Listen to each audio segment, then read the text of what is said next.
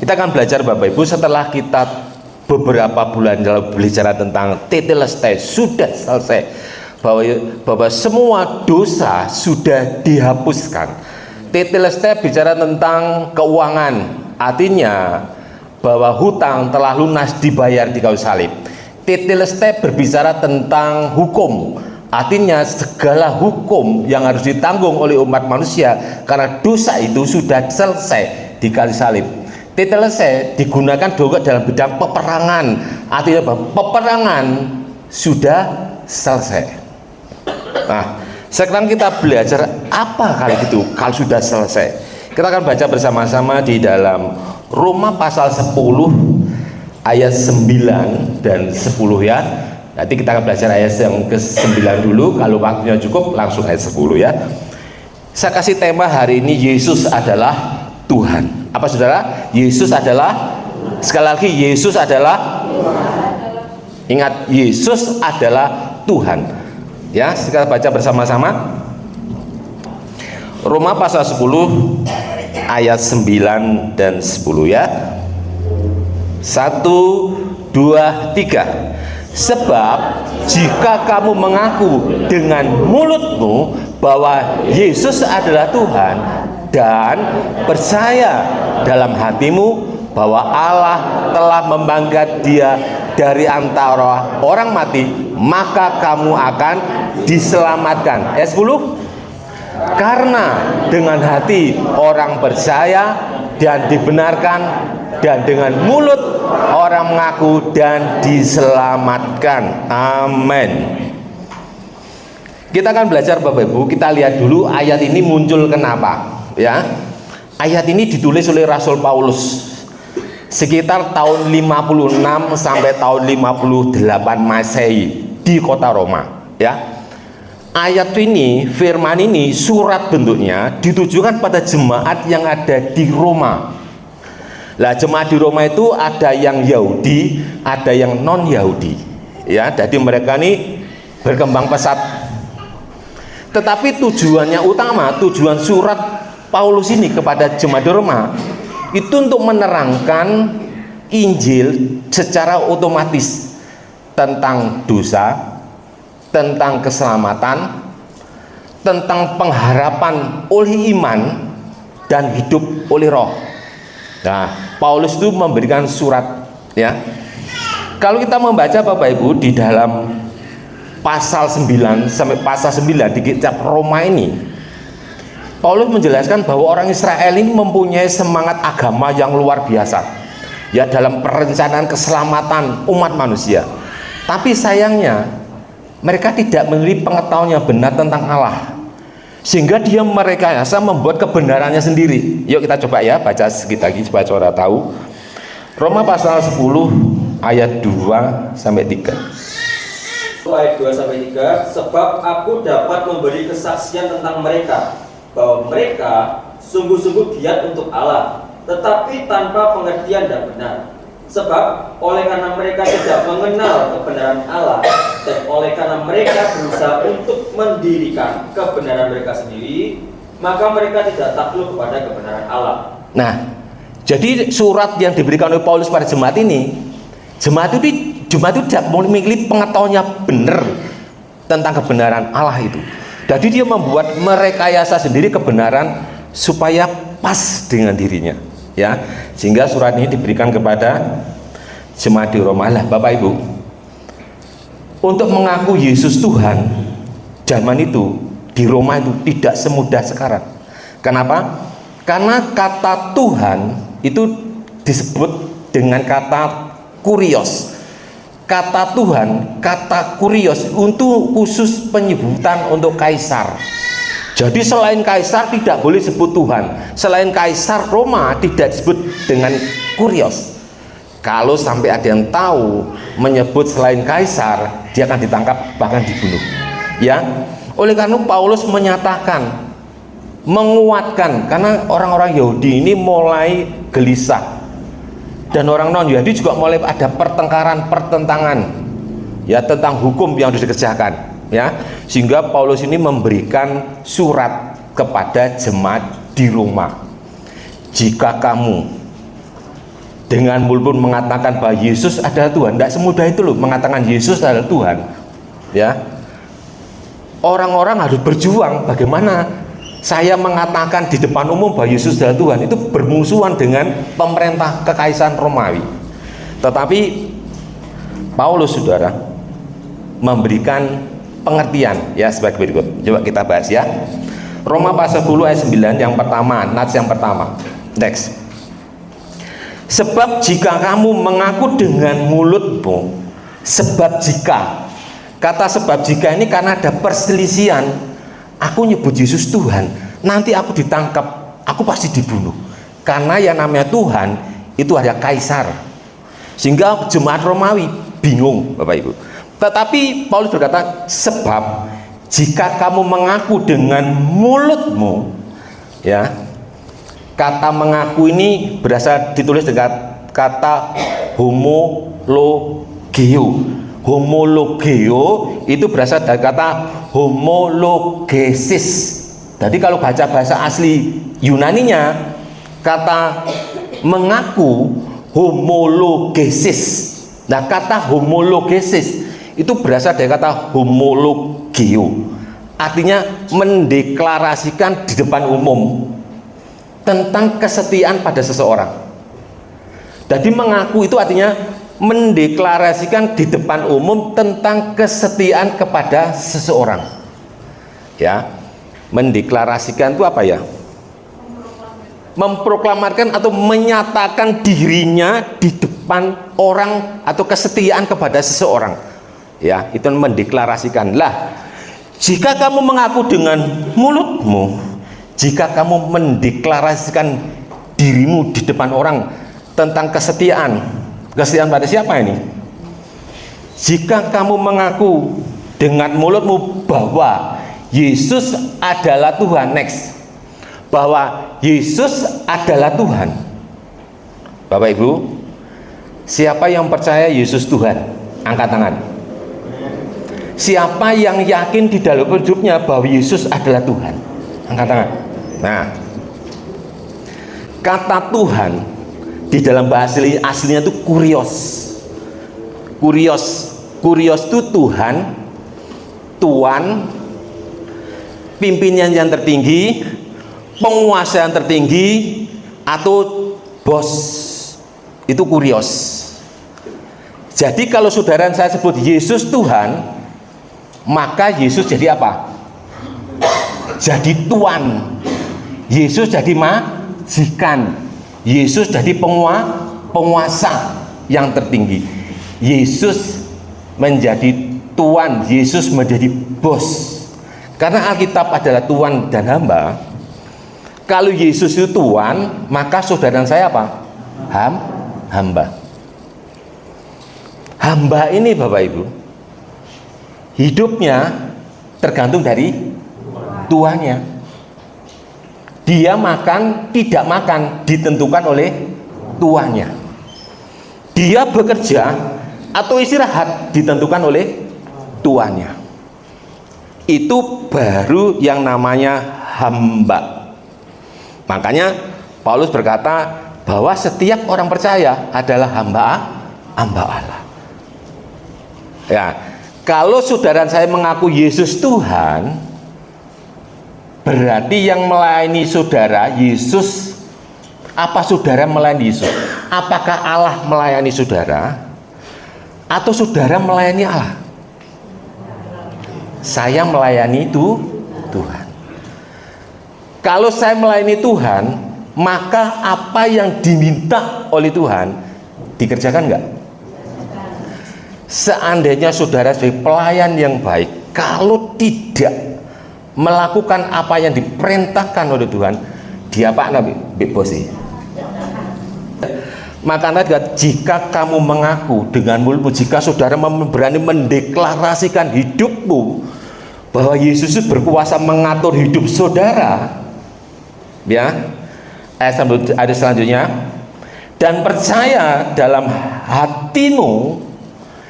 Kata percaya, saudara, pisteo. Kata percaya itu pisteo. Artinya gini, percaya itu gini. Pisteo setelah saya baca itu terang gini. Pokoknya aku agak pasrah. Pisteo itu artinya apa ya? Ketergantungan, tergantung penuh. Pokoknya orang yang tergantung, enggak dikongkon aku gak melaku. Pisteo. Lah, dan percaya dalam hatimu tuh kardilah, kardiologi munculnya ya, sekarang berkembang kardia, hati. Lah kalau bicara hati itu bicara tentang pikiran, kemauan, perasaan. Ya, kalau bicara hati itu mesti 3 hal. Ada pikiran, ada kemauan, ada disebut dengan jiwa. Lah 3 aspek ini Bapak Ibu itu seringkali di Alkitab kita itu menggunakan kata dikotomi dan trikotomi. Maksudnya gini Bapak Ibu, kalau saya ngomong pikiran itu trikotomi. Jadi dalam pikiran itu mesti ada kemauan, ada kehendak. Jadi 3-3-nya ini. Kalau saya bicara hati, ya hati berarti dalamnya trikotomi, ada pikiran, ada kemauan, ada kehendak. Kalau Alkitab berkata pikiran, berarti di dalam pikiran itu ada kemauan, ada perasaan. Satu kata mengandung 2 makna, satu kata mengandung 3 makna, ya. Dan percaya dalam hatimu, hati, pikiran, perasaan. Ya, coba sekarang kita terjemahkan. Sebab jika kamu mengaku, kamu mendeklarasikan hidupmu di depan umum bahwa Yesus itu menjadi Tuanmu, Yesus yang mengatur seluruh hidupmu, Yesus yang memerintah hidupmu, Yesus yang mengendalikan hidupmu dengan setia, maka kamu akan diselamatkan. Satu-satu dulu. Yang ketiga, bahwa Allah telah membangkitkan dia dari antara mati. Minggu yang lalu, 2 minggu yang lalu kita bicara tentang Allah membangkitkan dia dari antara orang. Ini tak jelaskan tentang Trinitas ya Bapak Ibu, kelamaan nanti. Nah, yang dimaksud bahwa Allah telah membangkitkan dia dari antara orang mati, ini berbicara tentang Yesus sebagai juru selamat. Yesus yang telah menebus dosa manusia. Saya tanya lagi, Bapak Ibu punya dosa dari mana toh sebenarnya? Kita lahir dari Bapak Ibu kan kita sudah jadi bayi, gitu ya, terus dewasa. Itu kita kelihatannya sudah punya dosa. Dosa dari mana? Dari Adam, dari itu. Ingat ya, kita punya natur dosa, sejak lahir itu punya natur dosa. Dan natur dosa itu hukumannya adalah kematian kekal. Ya, tidak ada satu orang pun yang bisa menolong, bisa menebus, bisa menghapus dosa, karena semua manusia telah berdosa. Oleh karena itu ada manusia baru yang tidak berdosa, harus ada. Siapa manusia baru yang harus ada? Maka Allah berinkarnasi menjadi manusia. Namanya pada mulanya adalah firman. Firman itu bersama-sama dengan Allah. Allah adalah dan firman itu telah menjadi manusia, tinggal di antara manusia itu. Ya, dan semua hukum dosa dan semua hutang dosa, yang semua peperangan tentang dosa sudah digenapi di kayu salib. Dia berkata sudah selesai, tetelestai. Maka jika kamu mengaku dengan mulutmu bahwa Yesus adalah Tuhan dan percaya dalam hatimu bahwa Yesus adalah juru selamat, maka kamu akan diselamatkan. Saya mau ngajak saudara tentang akan diselamatkan. Kata akan diselamatkan itu Bapak Ibu, itu berasal dari kata susu. Lah, kata susu ini kata kerja future tense, indikatif orang kedua tunggal. Future tense ya betul, yang akan datang. Kata menyelamatkan, susu itu menyelamatkan, karena susu ini kata kerja pasif. Menyelamatkan jadi pasif, menjadi diselamatkan. Karena dia adalah future tense, kejadian untuk yang akan datang, indikatif itu pasti orang kedua tunggal. Kalau orang pertama itu saya, orang kedua itu kamu atau kalian, kalau banyak kalian, kalau tunggal kamu atau engkau, maka terjemahnya kamu pasti diselamatkan. Nah, dalam terjemahan bahasa Indonesia tulis kamu akan diselamatkan. Tetapi terjemahannya benar, bukan akan, karena ini katanya indikatif. Kata susu itu indikatif orang kedua tunggal untuk masa yang akan datang, maka bukan akan diselamatkan, pasti diselamatkan. Jadi konteks Roma pasal 9 ini, jikalau saudara dan saya berani mendeklarasikan hidupmu di depan umum, saudara mengakui bahwa Yesus adalah Tuhan, Yesus yang memerintah hidup saya, Yesus yang mengatur hidup saya, Yesus yang semua yang kita lakukan karena perintah Yesus, maka saudara pasti diselamatkan. Yang percaya katakan amin. Di konteks ayat 9 ini saudara, ada dua, Yesus sebagai Tuhan dan Yesus sebagai juru selamat. Bahwa Allah telah membangkitkan dia dari antara orang mati, ini berbicara Yesus sebagai Tuhan. Jadi kalau saudara mengaku bahwa Yesus adalah Tuhan dan juru selamat dalam hidup saudara, pasti saudara diselamatkan. Diselamatkan ini saudara, kata diselamatkan ini artinya, maknanya saudara, dituntun, dibimbing, ditolong, dibaharui. Karena kata diselamatkan ini bukan untuk hari ini saja, tapi kata diselamatkan untuk masa depan, untuk yang akan datang. Ya, saya selalu diingatkan, berkali-kali Tuhan mengingatkan saya, jika saudara dan saya mengaku bahwa Yesus adalah Tuhan, berarti kedudukan Yesus itu Tuhan kita, yang memerintah kita. Sedangkan kedudukan saya sebagai hambanya.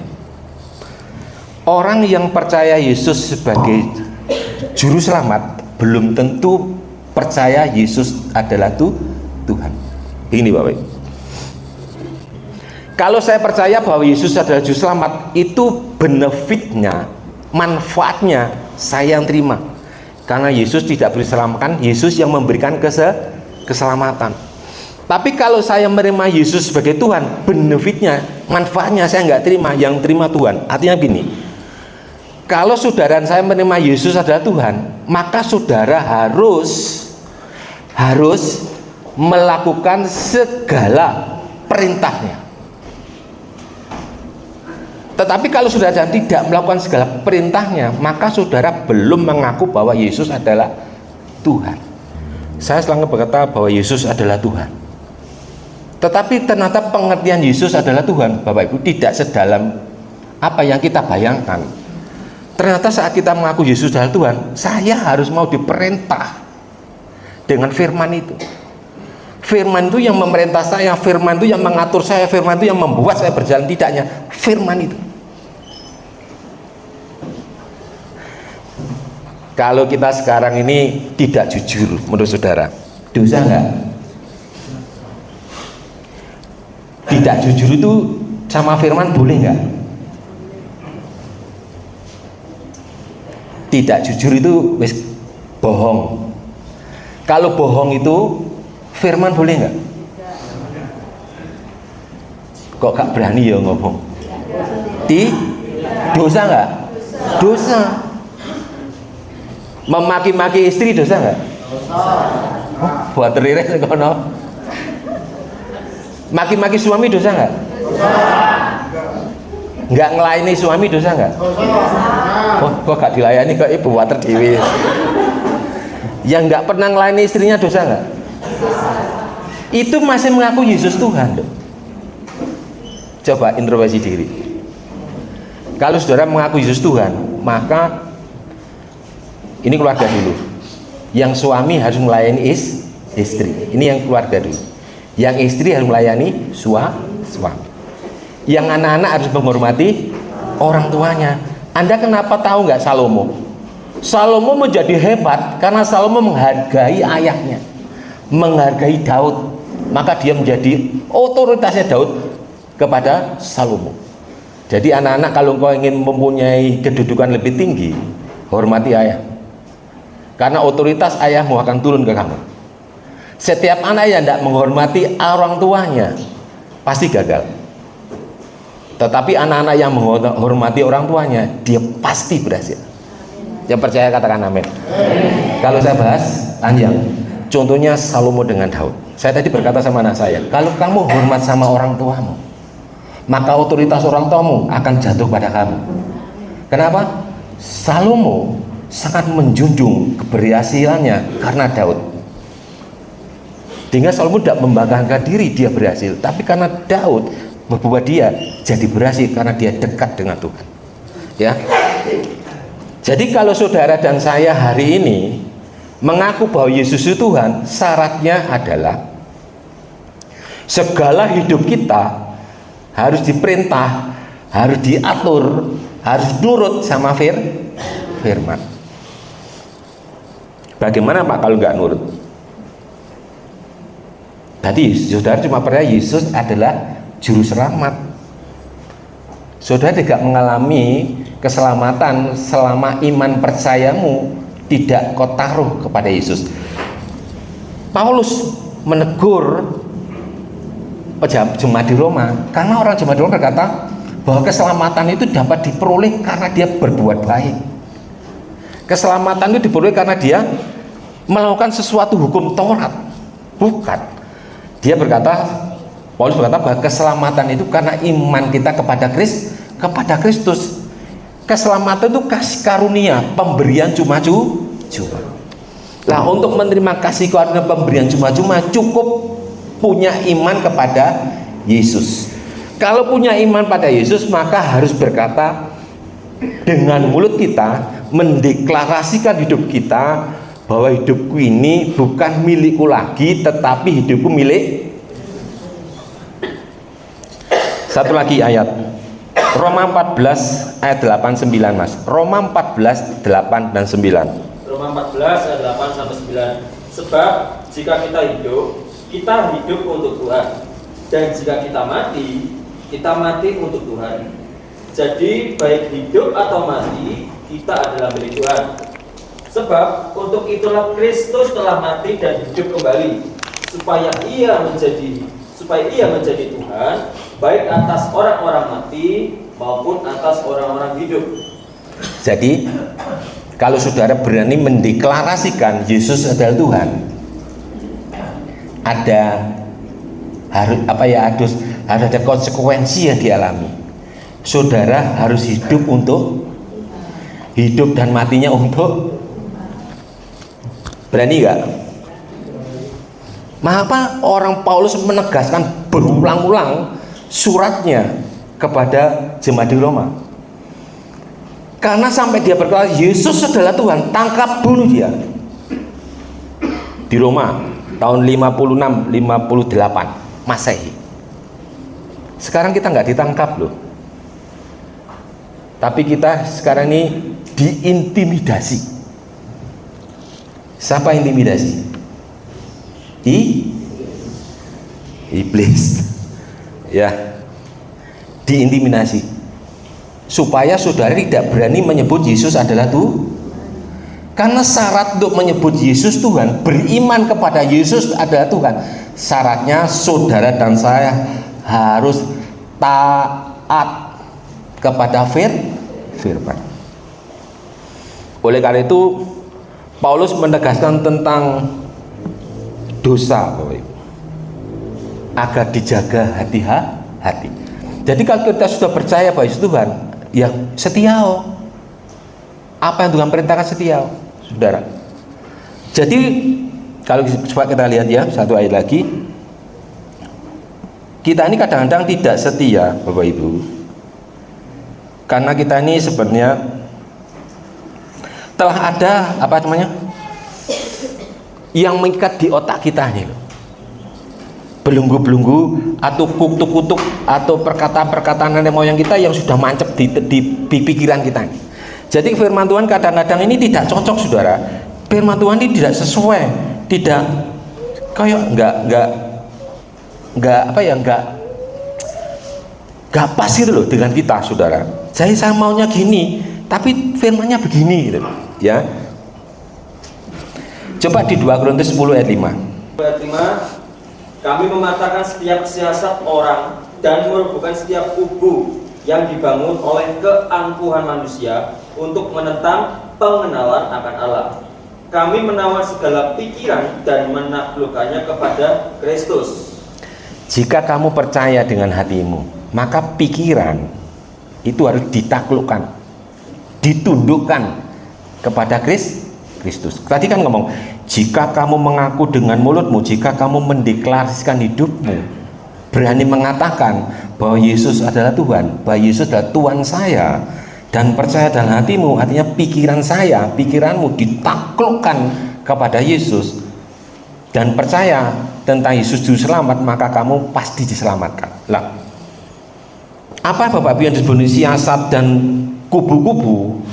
Saudara saya ini sejak kecil sudah dibentengi sama orang tua kita, sudah diajari, sudah dikasih pengajaran macam-macam, sehingga kita pada waktu menerima firman, kayaknya firman itu tidak kena gitu, kayak tidak masuk akal, sehingga ada gaya hidup kita, pokoknya aku nang gereja, pokoknya aku percaya Yesus. Saya berkatakan Yesus adalah Tuhan, iya Yesus adalah Tuhan. Bapak Ibu, kita cuma bicara Yesus adalah Tuhan, tapi ingat loh Bapak Ibu, sebab yang menilai semua, sebab yang memberikan penilaian akhir semua adalah Tuhan. Saudara, seperti pujian katakan, selidikilah aku, lihat hatiku, apakah ku sungguh mengasihimu Yesus. Jadi Tuhan suruh menyelidiki hati kita, pikiran kita, kemauan kita, kehendak kita. Pikiran kita ini pikiran Kristus bukan, kehendak kita kehendak Kristus bukan, kemauan kita ini kemauan Kristus bukan. Selidiki hatiku berarti selidiki 3 hal di dalam diri kita. Apakah aku masih mengasihi engkau? Artinya apa? Aku masih setia kepadamu, ya. Jadi di ayat 10 ini Bapak Ibu, ayat 9 ini kita sudah jelas bahwa setiap orang yang mengaku Yesus adalah Tuhan, maka perilaku hidupnya harus mencerminkan firman Tuhan. Gaya hidupnya harus seperti Kristus. Ayat yang 10 ya, agak cepat saja. Ayat 10 berkata ini, dan dengan hati orang percaya dibenarkan, dan dengan mulut engkau mengaku dan diselamatkan. Tadi sudah jelas bahwa hati itu bicara tentang 3 hal: pikiran, kemauan, perasaan, ya. Nah, dengan hati orang percaya, hatimu, pikiranmu harus ditaklukkan, namanya. Karena dengan hati orang percaya, pikiran saudara, kalau saya berkata pikiran berarti juga ada kemauan, ada perasaan, itu harus ditaklukkan kepada pikiran Kristus. Itu baru dibenarkan, dan dengan mulut akhirnya saudara mendeklarasikan tentang hidupmu, yang ngatur hidupmu, yang memerintah hidupmu adalah Yesus.